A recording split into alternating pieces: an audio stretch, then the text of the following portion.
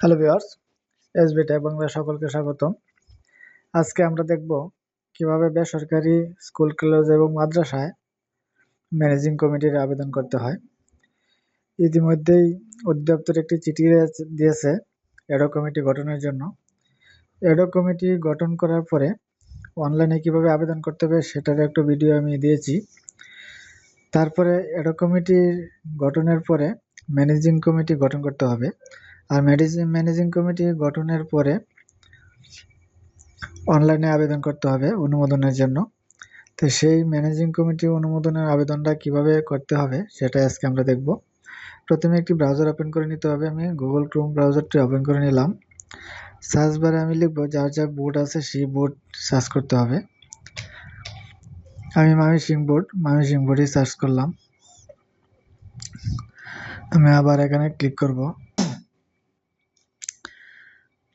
আমি ময়মনসিংহ বোর্ডের ওয়েবসাইটে প্রবেশ করলাম।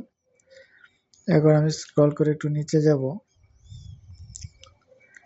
এখানে আছে ই সেবা, বাম দিকে ই সেবা, এখানে আমি ক্লিক করব।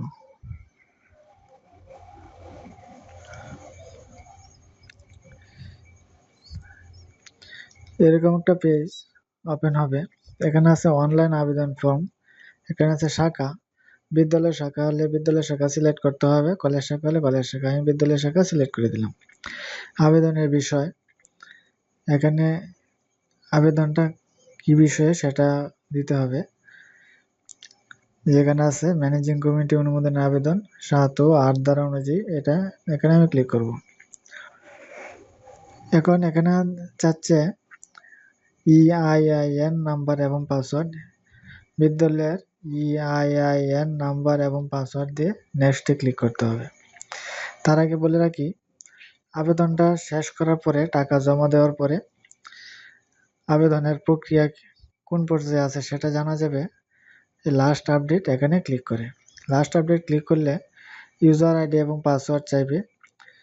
আবেদনটা কমপ্লিট করার পরে মোবাইলে একটি মেসেজের মাধ্যমে ইউজার আইডি এবং পাসওয়ার্ড দিবে। সেই ইউজার আইডি পাসওয়ার্ড দিয়ে লাস্ট আপডেটে ক্লিক করে জানা যাবে পরবর্তী ফাইলের কি অবস্থা। তাহলে এখানে EIN নাম্বার এবং পাসওয়ার্ড দিয়ে নেক্সটে ক্লিক করতে হবে। আমি নেক্সটে ক্লিক করলাম। নেক্সটে ক্লিক করার পরে এখানে প্রতিষ্ঠানের নাম ও ঠিকানা চলে আসছে। আবেদনকারী প্রধান শিক্ষক, আবেদনকারী মোবাইল নম্বর দিতে হবে একটা। এখানে আবেদনকারী মানে প্রধান শিক্ষকের মোবাইল নম্বর দিতে হবে। এখানে আবেদনকারী মোবাইল নম্বর দেওয়ার পরে এখানে আছে পূর্ববর্তী কমিটির মেয়াদ উত্তীর্ণের তারিখ। এখানে পূর্ববর্তী কমিটির মেয়াদ উত্তীর্ণের তারিখটা দিতে হবে।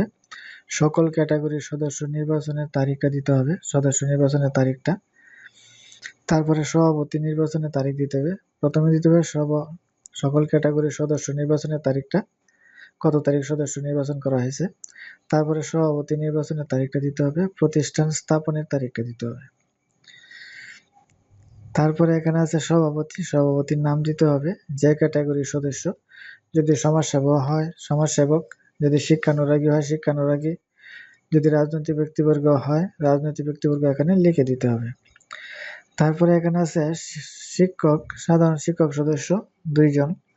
সাধারণ শিক্ষক সদস্যের নাম দিতে হবে 2টা, ক্রমিক নম্বর 1, ক্রমিক নম্বর 2, এবং প্রতিষ্ঠানের যোগদানের তারিখ দিতে হবে। 2 জন শিক্ষক সদস্যের প্রতিষ্ঠানে যোগদানের তারিখ দিতে হবে।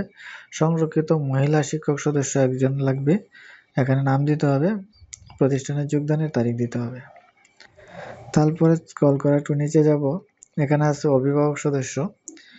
অভিভাবক সদস্য প্রয়োজন হয় 4 জন। 4 জনের নাম দিতে হবে, 1, 2, 3, 4 এভাবে নামটি দিতে হবে। পোষ্যের নাম দিতে হবে, মানে ওই অভিভাবকের ছেলে মেয়েদের নাম দিতে হবে। এখানে সম্পর্ক দিতে হবে, ছেলে হলে ছেলে, মেয়ে হলে মেয়ে। শ্রেণী দিতে হবে, সিলেক্ট করে কোন শ্রেণীতে পড়ে, এবং রোল নম্বর দিতে হবে।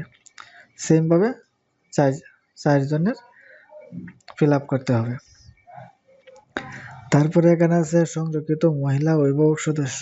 এখানে সংরক্ষিত মহিলা অভিভাবক সদস্যের নাম দিতে হবে, পুরুষের নাম দিতে হবে, মানে তার ছেলে মেয়ের নাম।